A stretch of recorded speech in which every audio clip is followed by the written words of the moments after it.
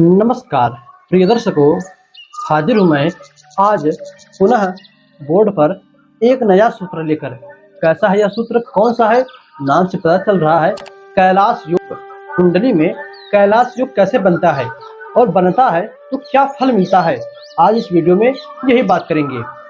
आइए पहले बात कर ले कुंडली में कैलाश योग बनता कैसे है। तो देखिए, यह 3 प्रकार से बनता है। ज्योतिष के मर्मज्ञों का कहना है कि कुंडली में यदि सूर्य और बुध मिथुन राशि अथवा त्रिकोण भाव में बैठे हों तब कुंडली में कैलाश नामक योग बनता है।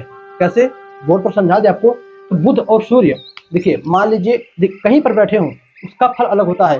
पहले भाव पहले भाव में बैठेंगे तो शरीर पर इफेक्ट डालेंगे, दूसरे में बैठेंगे तो धन पर इफेक्ट डालेंगे, तीसरे में बैठेंगे पराक्रम इफेक्ट डालेंगे, चौथे में बैठेंगे सुख भाव में, जमीन जायदाद में, माता के जो है स्वास्थ्य पानी में इफेक्ट डालते हैं।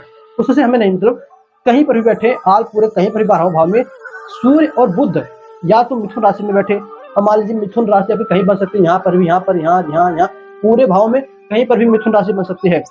मान लीजिए हम मान लेते हैं मिथुन राशि जो है यहाँ पहले भाव में बनी हो। अब पहले भाव में सूर्य बैठे हों, सूर्य देव और बुध साथ बैठे हों, बुध बैठे हों।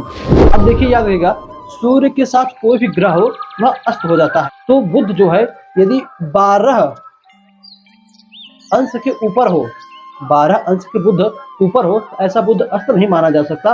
बहुत सारे ग्रह जो भी सूर्य के समीप आते हैं सूर्य के प्रभाव से अस्त हो जाते हैं, किंतु बुध यदि 12 अंश के ऊपर हो कुंडली में, बुध अस्त नहीं होता। ठीक, तो सूर्य बुध साथ हो, मिथुन राशि में हो। अब देखिए यहाँ कहीं पर भी हो, मेन है मिथुन राशि में हो। उसके बाद मिथुन राशि में त्रिकोण में हो। त्रिकोण यानी चाहे देखिए 5वें भाव में हो, चाहे जो है 9वें भाव में हो। 5वें भाव को और जो है 9वें भाव को त्रिकोण राशि कही गई है।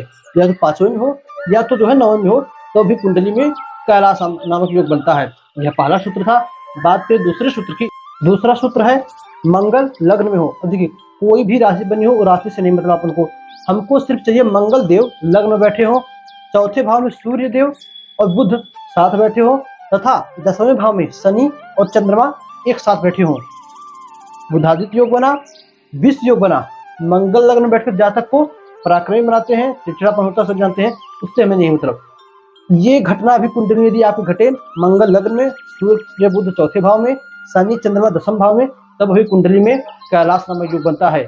अब तीसरे भाव की बात करें।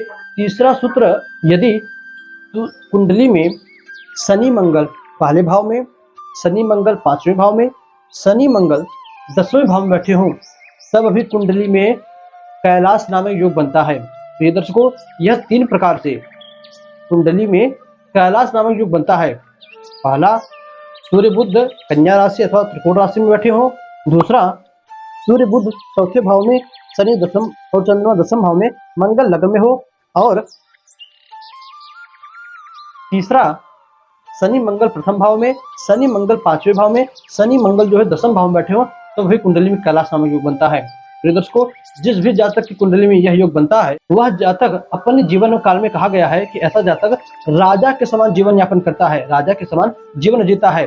अच्छी ठाट बाट, उच्च ढंग के कपड़े की पहनावा, बड़े लोगों के साथ उठना बैठना, राजसी ठाट बाट, और जीवन काल में अथाह धन का मालिक होता है। यानी बिन पैसों के बिना दिखाने के लिए तो पास में कुछ नहीं रहेगा, और अंत में जीवन के वैराग्य में जाता है, किंतु जीवन काल में इतना पैसा रहता है कि पैसों के लिए उसका कोई काम नहीं रुकता। कोई सोचे कि पैसा हो जाए तब ये काम करे, उसके पास पैसा ऑलरेडी पहले से ही पड़ा रहता है, सिर्फ उसे काम करने की जरूरत है। प्रिय दर्शकों, कैलाश योग कुंडली में, कैलाश भगवान शंकर के पर्वत का नाम है, घर का नाम है। कुंडली में जिसके भी यह योग बने, भगवान शिव की कृपा तो रहती ही रहती है, साथ ही साथ माता पार्वती की कृपा उसके ऊपर बनती है, जिससे कि उसका देखिए, अब यही योग सब यदि सूर्य बुध यहाँ पर बैठ जाए, आपकी कुंडली में कन्या राशि यहाँ बने और यहीं पर सूर्य बुध बैठ जाए, तब ऐसे जातक के जीवन में उसके दाम्पत्य पर इफेक्ट बहुत अच्छा पड़ता है। और ऐसा जातक अपने जीवन में अपनी दाम्पत्य को बहुत ही बढ़िया तरीके से चलाता है। यह ज्योतिष के मर्मज्ञों का कथन है, पुस्तक का कथन है। प्रिय दर्शकों, आपकी कुंडली में यह योग बना है कि नहीं देखिए, और बना है तो क्या सच में यह सभी फल मिल रहे हैं कि नहीं, कमेंट में अवश्य कीजिएगा। तो बस आज इतना ही। याद दीजिए, पुनः मुलाकात होगी किसी नए सूत्र के साथ, किसी नए टॉपिक के साथ। बोर्ड आया है, सूत्र समझाते रहेंगे। नए हैं तो चैनल को सब्सक्राइब कर लीजिए। पुनः मुलाकात होगी आपसे किसी नई वीडियो में, नए टॉपिक के साथ। तब तक के लिए नमस्कार।